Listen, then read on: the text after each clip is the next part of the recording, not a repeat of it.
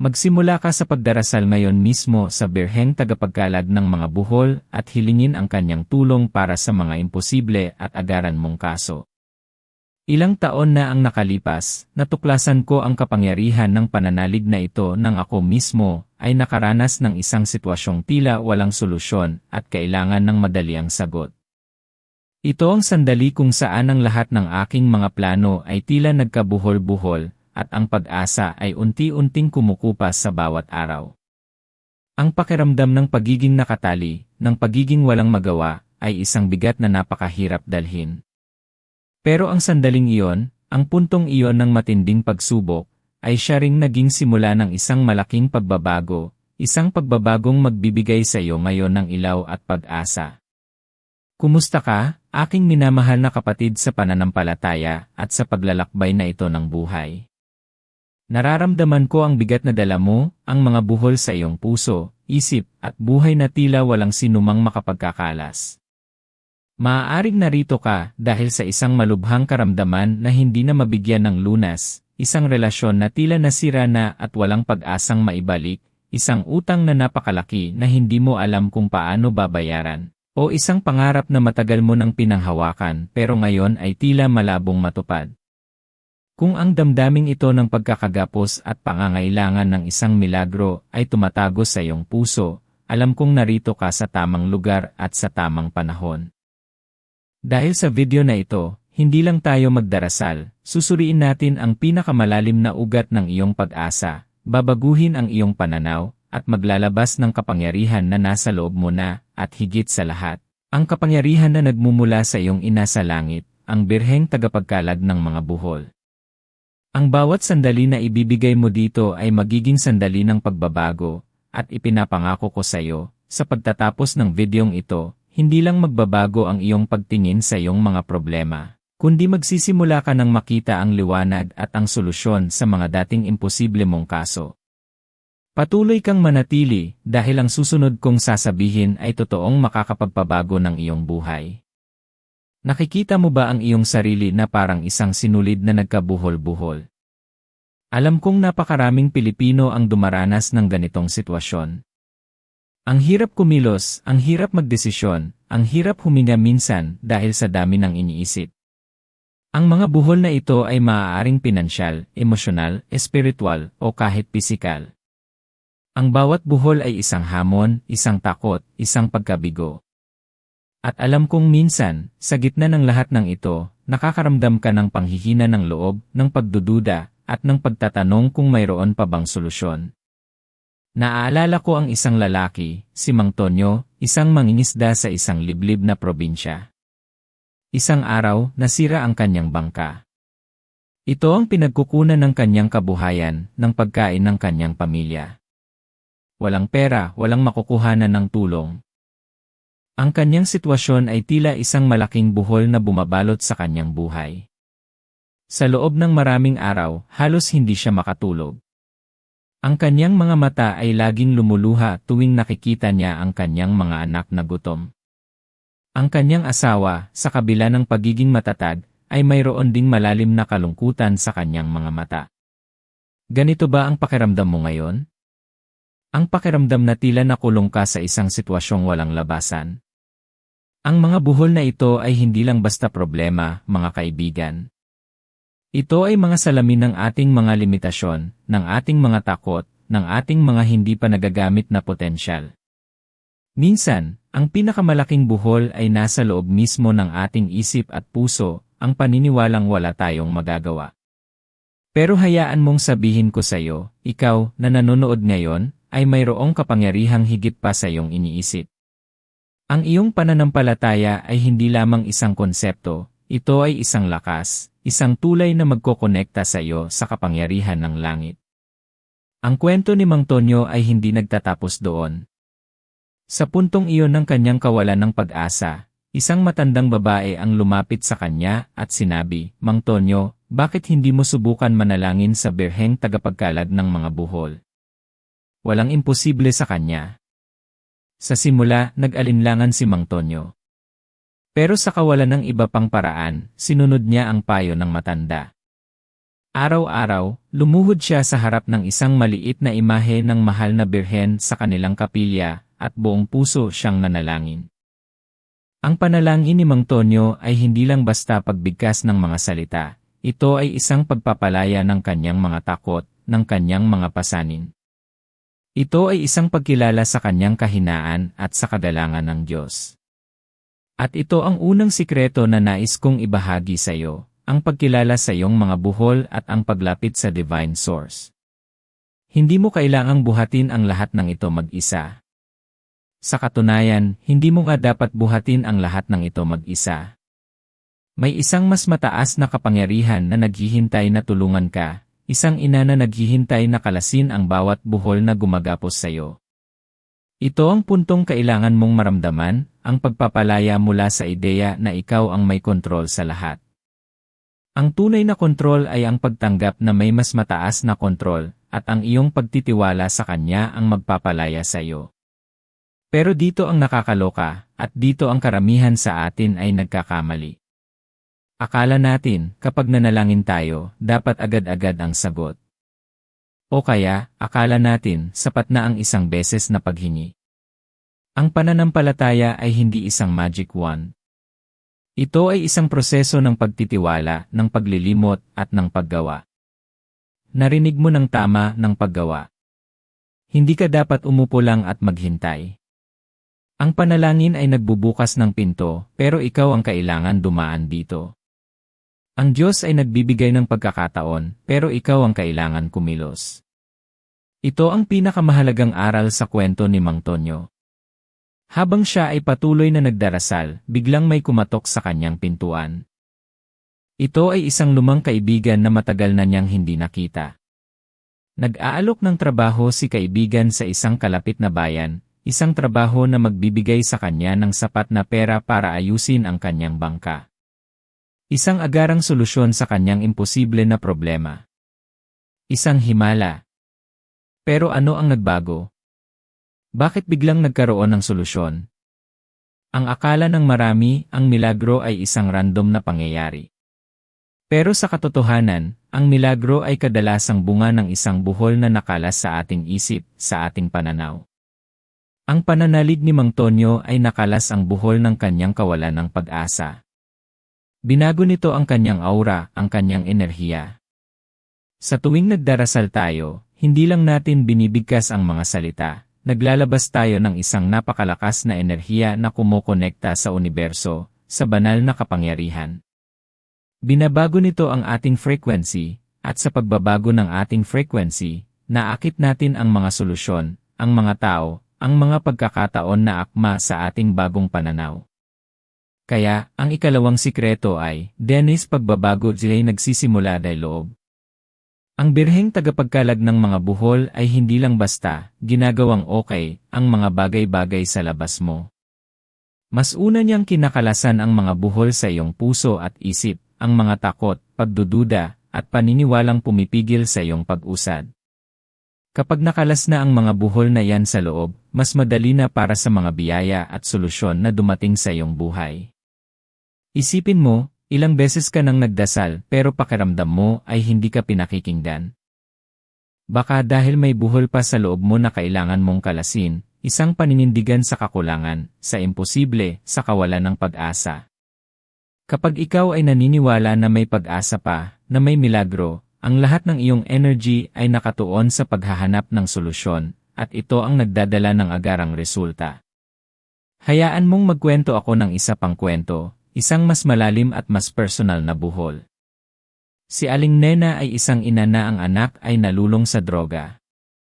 Sa loob ng halos 10 taon, nakita niya ang kanyang anak na unti-unting nawawala, tila hindi na niya kilala. Maraming beses na siyang sumubok na tulungan ang anak, dinala na sa rehab, kinausap, minakaawaan. Pero sa bawat pagsubok, bigo siya. Ang kanyang puso ay parang binuhol ng napakahigpit na halos hindi na siya makahinga. Ang relasyon nila ng kanyang anak ay tila isang lubid na puno ng matitigas na buhol, puno ng sakit at hinanakit. Sa isang punto, halos sumuko na si Aling Nena. Ang kanyang pananampalataya ay halos mawala. Pero mayroon siyang kaibigan na paulit-ulit na nagpapaalala sa kanya tungkol sa birheng tagapagkalag ng mga buhol. Sinabi sa kanya ng kaibigan, "Nena, subukan mo. Ilagay mo ang bawat buhol sa iyong puso sa kanyang paanan. Hayaan mong siya ang magkalas. Sa kanya, walang imposible." Sa simula, mahirap kay Aling Nena. Ang daming hinanakit, daming galit, daming tanong na kailangan niyang kalasin sa sarili niya. Ang bawat panalangin ay parang pag-iyak, paghingi ng tawad, at pagpapatawad sa sarili niya at sa kanyang anak. Ito ang kanyang naging misyon, ang bawat umaga at gabi ay nagdarasal siya. Alam mo ba, minsan, ang buhol ay hindi lang basta isang problema, kundi isang sistema ng mga paniniwala na pumipigil sa atin. Ang paniniwala na hindi ka karapat-dapat sa pagpapala. Ang paniniwala na hindi mo ito kaya. Ang paniniwala na ikaw ay nag-iisa. Ang birheng tagapagkalag ng mga buhol ay hindi lang basta nagbibigay ng solusyon, siya ay nagbibigay ng lakas at pananampalataya na kalasin ang mga buhol na ito sa loob mo. Ang kwento ni Aling Nena ay hindi pa tapos. Sa kanyang patuloy na pagdarasal, isang araw, isang hindi inaasahang pangyayari ang naganap. Ang kanyang anak, na matagal nang nawawalan ng pag-asa, ay biglang nagpadala ng text message. "Ma, pagod na ako. Gusto ko nang magbago." Ito ay isang simula. Hindi ito ang instant na pagbabago na inaasahan ng marami. Pero ito ang simula ng pagkalas ng mga buhol na pinagdasal ni Aling Nena. Nang tanggapin niya ang kanyang anak pabalik, hindi na ang dating Aling Nena ang kanyang kasama. Mas matatag na siya, mas mapagmahal, at may malalim na pag-asa sa kanyang puso. Ang kanyang pananampalataya ang nagbigay sa kanya ng lakas na yakapin ang kanyang anak, nagabayan siya, at maniwala na kayang magbago ng kanyang anak. At sa ngayon, ang kanyang anak ay malinis na at may sariling pamilya. Isang mahaba at masakit na proseso, pero posible dahil sa pananampalataya ni Aling Nena. Ang susi dito, mga kaibigan, ay ang pagtitiyaga, ang pagiging matatag sa pananampalataya, at ang hindi pagsuko kahit gaano pa kahirap ang sitwasyon. Mi cuéntanos comentarios de donde vos est asistindo, si esa mensagem est fazendo sentido para o seu coração. Isso me ajuda muito entender nossa família aqui, criar conteúdos ainda mais transformadores. Ang mga komento ninyo ay parang mga buhol na kinakalasan natin ng sama-sama. Ngayon, pag-usapan natin ang ikatlong sikreto, isang bagay na nakakalimutan ng karamihan kapag nahaharap sa imposible at agaran na kaso, denji kapangyarihan ng magkasamang panalangin. Hindi ka nag-iisa sa laban na ito. Ang pagdarasal sa birheng tagapagkalag ng mga buhol ay hindi lang para sa individual, ito ay para sa ating komunidad, para sa ating pamilya, para sa ating mga mahal sa buhay. Kapag ang isang tao ay nagdarasal, malakas iyon. Pero kapag ang isang komunidad ng mga nananampalataya ay nagdarasal, ang lakas ay dumodoble, at dumodoble pa. Ito ang dahilan kung bakit mahalaga na ibahagi mo ang videong ito sa iyong mga mahal sa buhay, sa mga taong nangangailangan ng pananampalataya. Dahil sa bawat tao na nagdarasal, lumalaki ang ating network ng pananampalataya, at mas maraming buhol ang nakakalasan. Isipin mo ang isang malaking lambat. Kung may isang butas sa lambat na iyon, maaaring makatakas ang isda. Pero kung maraming tao ang naglalagay ng lambat, at bawat isa ay nagdarasal, walang makakatakas. Ganyan ang kapangyarihan ng sama-samang panalangin. Minsan, may mga buhol na hindi mo kayang kalasin mag-isa. Ito ay nangangailangan ng tulong ng iba, ng suporta ng iba, ng panalangin ng iba. At sa birheng tagapagkalag ng mga buhol, mayroon tayong isang ina na handang makinig sa bawat panalangin, na handang mamagitan sa Diyos para sa atin. Para sa mga kasong tila imposible, at para sa mga kasong agaran na nangangailangan ng tulong, ang pananalig sa birheng tagapagkalag ng mga buhol ay nagbibigay ng tatlong mahalagang bagay. Una, kapayapaan sa gitna ng kaguluhan. Kapag nagdarasal ka, kahit hindi pa dumarating ang solusyon, mararamdaman mo ang kapayapaan na nagmumula sa pagtitiwala sa Diyos at sa Kanyang ina. Ang kapayapaang ito ay hindi isang kawalan ng problema. Ito ay ang kakayahang harapin ang problema ng may lakas at pananampalataya. Ikalawa, nagbibigay ito ng linaw. Sa gitna ng mga buhol, minsan, hindi natin nakikita ang tamang landas, ang tamang desisyon. Pero sa panalangin, dahan-dahang nagiging malinaw ang landas, parang isang ilog na malinaw at payapa. Nakikita mo ang mga hakbang na kailangan mong gawin, ang mga tao na kailangan mong lapitan. At ikatlo, nagbibigay ito ng lakas. Ang lakas na bumangon muli, ang lakas na lumaban, ang lakas na maniwala na may pag-asa pa. Tandaan, ang Diyos ay hindi nagbibigay ng problema na hindi natin kayang lampasan. At sa bawat problema, mayroong solusyon na naghihintay na matuklasan. Ang birheng tagapagkalag ng mga buhol ay ang ating gabay, ang ating ilaw sa gitna ng dilim, ang ating inang laging handang tumulong. Ang kanyang imahe, na nagpapakita sa kanya na nagkakalas ng mga buhol sa isang puting laso, ay isang makapangyarihang simbolo ng pag-asa. Ang mga buhol ay kumakatawan sa ating mga problema, sa ating mga kasalanan, sa ating mga limitasyon. At siya, bilang ating ina, ay buong pagmamahal na kinakalasan ang mga ito, isa-isa, hanggang sa ang laso ng ating buhay ay maging malinis at malaya muli. Ngunit may isang bagay na dapat nating malaman, ang bawat buhol ay mayroong dahilan kung bakit ito naroon. Minsan, ang buhol ay resulta ng ating sariling mga desisyon. Minsan, ito ay resulta ng desisyon ng ibang tao. At minsan, ito ay isang pagsubok na pinahihintulutan ng Diyos upang mas lalo tayong lumago at lumalim sa ating pananampalataya. Ang mahalaga ay hindi kung paano nagkaroon ng buhol, kundi paano natin ito kakalasin. At dito pumapasok ang ating pananampalataya at ang tulong ng mahal na Birhen. Para sa mga naniniwala sa Diyos, ang bawat buhol ay isang pagkakataon upang mas lalo kang lumapit sa Kanya. Gaya ng sabi sa Jeremias 20:11, sapagkat nalalaman ko ang mga panukala ko para sa inyo, sabi ng Panginoon, mga panukalang pangkabuhayan, at hindi kapahamakan, upang bigyan kayo ng kinabukasan at pag-asa. Ang iyong kinabukasan ay hindi nakatali sa iyong mga buhol. Ang iyong kinabukasan ay nakatali sa iyong pananampalataya, sa iyong pagtitiwala, at sa iyong paggawa. Isipin mo ang isang hardin. Ang bawat damo ay isang buhol. Kung hindi mo aalagaan ang hardin, dadami ang damo at mawawala ang mga bulaklak. Ganoon din ang ating buhay.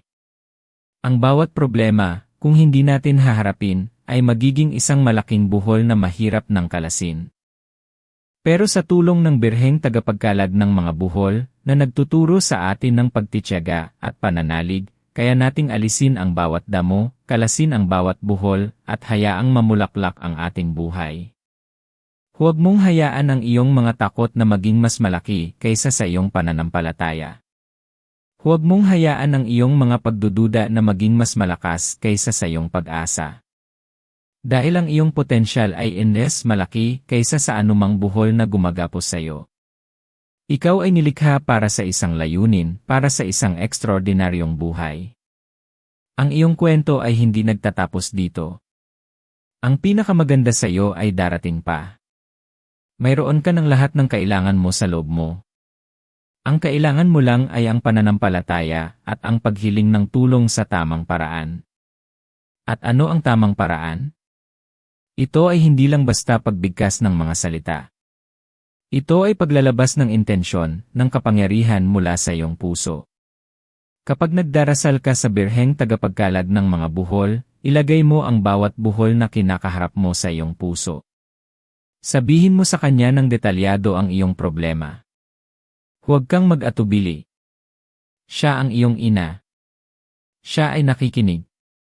At sa bawat buhol na ibibigay mo sa kanya, isipin mo na kinakalasan niya ito, isa-isa. Ang mga agaran at imposibleng kaso ay madalas na nagdudulot ng matinding pagkabahala at stress. Ang cortisol, ang stress hormone, ay tumataas. Ito ang dahilan kung bakit pakiramdam mo ay parang nakakulong ka, walang magawa. Pero ang panalangin, lalo na ang panalangin na may matinding pananampalataya, ay may kapangyarihang magpababa ng cortisol. Nagbibigay ito ng agarang ginhawa. Nagbibigay ito ng kapayapaan. At kapag may kapayapaan ka, mas malinaw ang iyong isip, mas makakagawa ka ng mas matatalinong desisyon. Isipin mo, isang kumpanya ang nalulugi, halos magsara na. Ang CEO ay desperado. Pero sa gitna ng kanyang kawalan ng pag-asa, nakarinig siya tungkol sa birheng tagapagkalag ng mga buhol. Nagsimula siyang magdasal, hindi lang para sa kanyang kumpanya, kundi para sa kanyang mga empleyado, para sa kanilang mga pamilya. Habang nagdarasal siya, hindi niya namalayan na ang kanyang pananaw ay nagbabago. Mas nagiging bukas siya sa mga bagong ideya, mas nakikinig siya sa kanyang mga empleyado, mas nagiging malikhain siya sa paghahanap ng solusyon. At sa isang hindi inaasahang pagkakataon, isang maliit na detalye sa isang lumang kontrata ang kanyang napansin, isang detalye na nagbukas ng isang bagong pagkakataon para sa kumpanya. Agarang solusyon sa isang sitwasyong tila imposible. Ito ay hindi lamang tungkol sa swerte. Ito ay tungkol sa pagiging bukas sa mga biyaya na naghihintay, sa mga solusyon na nasa harap mo na pero hindi mo lang nakikita dahil sa mga buhol sa iyong isip. Ang panalangin ang nagkalas ng buhol ng kanyang pagkabulag sa oportunidad. Ang mahalagang aral dito ay hindi lang tayo humihingi ng tulong, tayo ay nagbubukas ng ating mga mata at puso sa mga solusyon na ipinapadala ng Diyos sa iba't ibang paraan. Minsan, ang solusyon ay nasa isang tao na biglang nagpakita. Minsan, ito ay nasa isang ideya na biglang pumasok sa iyong isip. Minsan, ito ay nasa isang aklat na nabasa mo. Ang Diyos ay mayroong milyon-milyong paraan upang sagutin ang iyong panalangin. Ang kailangan lang ay ang iyong pananampalataya at ang iyong pagiging bukas. Huwag kang matakot na humingi ng tulong, hindi lang sa langit kundi pati na rin sa lupa. Ang birheng tagapagkalag ng mga buhol ay hindi lang nagkakalas ng mga buhol, siya rin ay nag-ugnay sa atin sa mga tao, sa mga mapagkukunan, at sa mga pagkakataon na makakatulong sa atin. Ikaw ay bahagi ng isang mas malaking plano, isang mas malaking komunidad. Hindi ka nag-iisa. Ngayon, ang susunod na hakbang, pagkatapos mong maunawaan ang lahat ng ito, ay ang paggawa ng isang mabisang panalangin. Isang panalangin na hindi lang basta binibigkas, kundi isang panalangin na nagmumula sa kaibuturan ng iyong puso. Isang panalangin na nagbubuhol ng iyong pananampalataya, ng iyong pag-asa, at ng iyong pag-ibig sa Diyos at sa mahal na Birhen.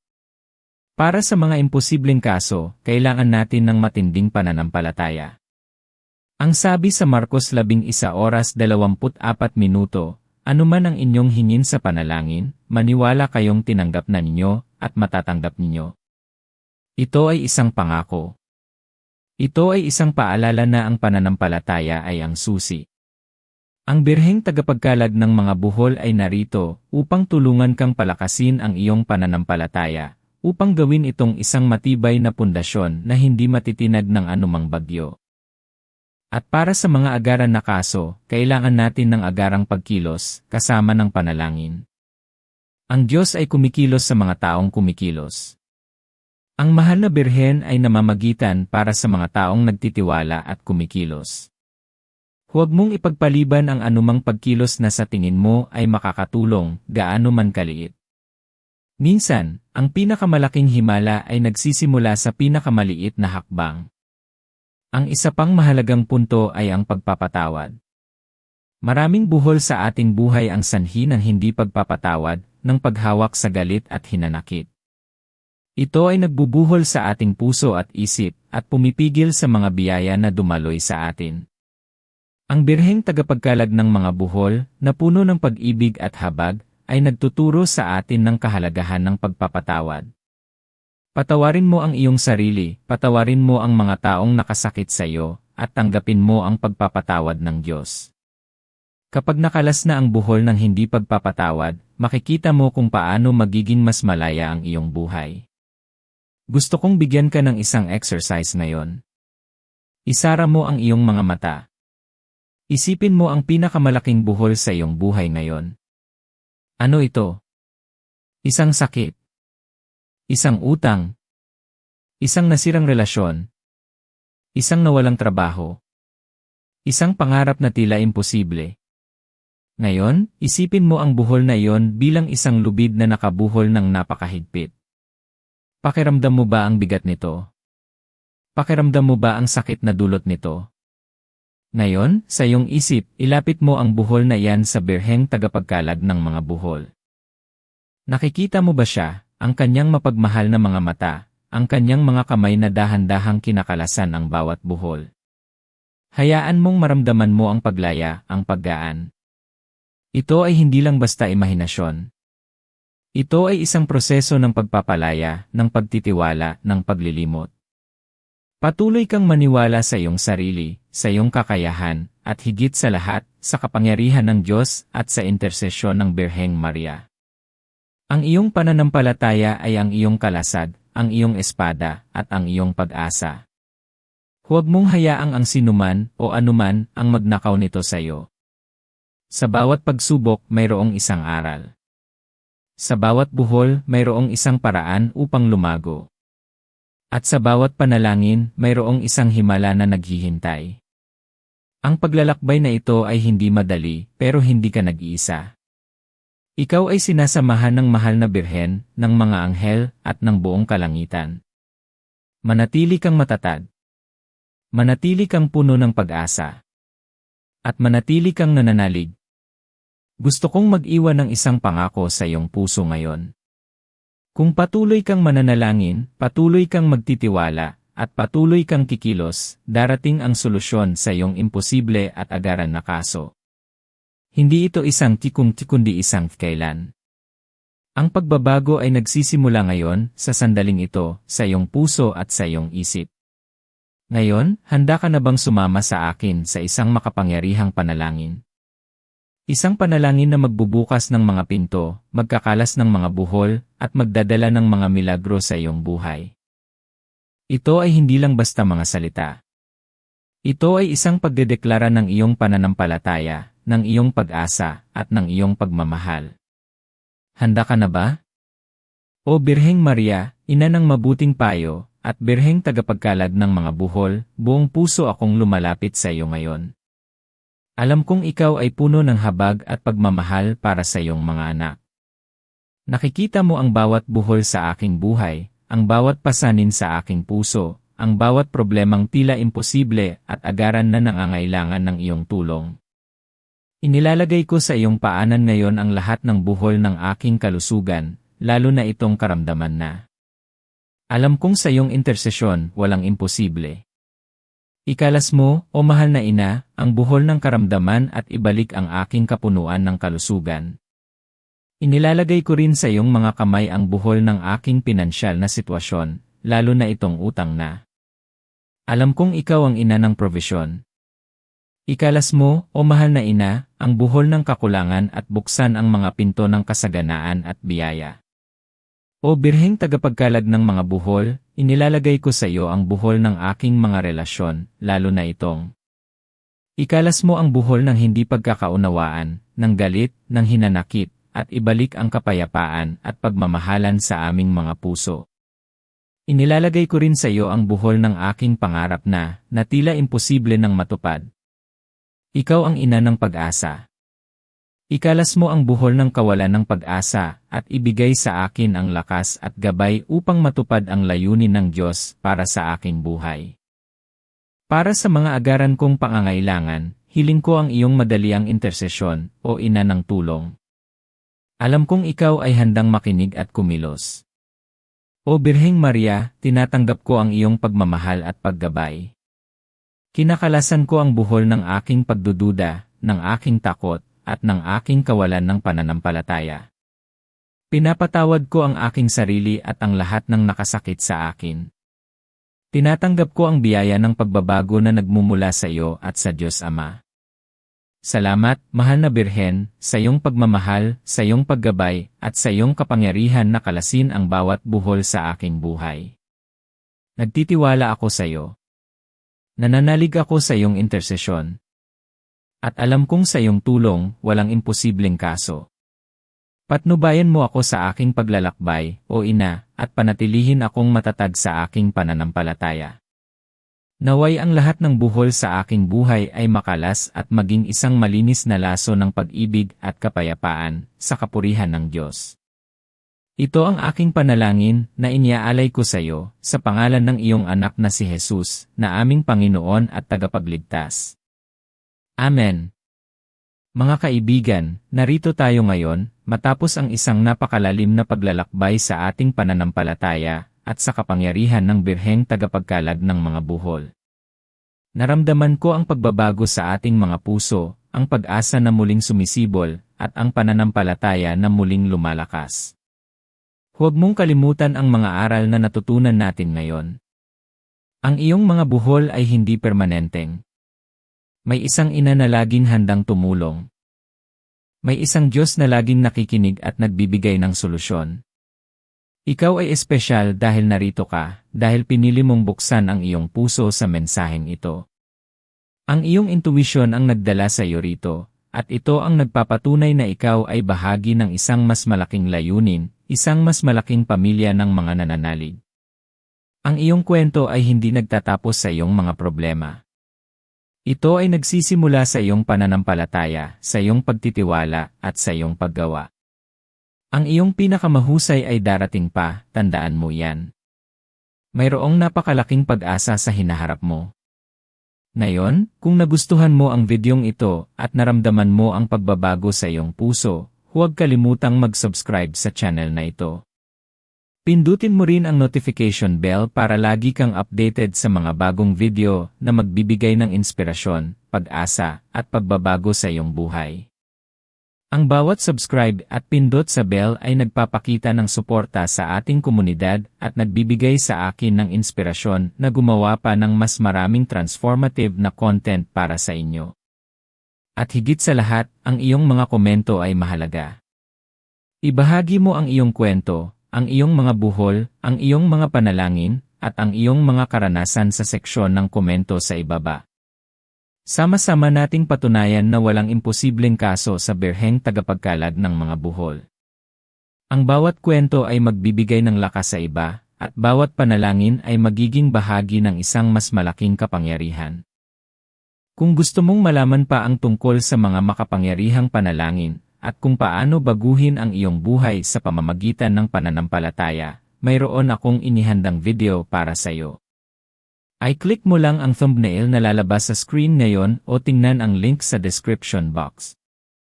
Iyan ang iyong susunod na hakbang sa paglalakbay na ito ng pagbabago. Hanggang sa muli, aking minamahal na kaibigan. Manatili kang puno ng pananampalataya, pag-asa, at pag-ibig.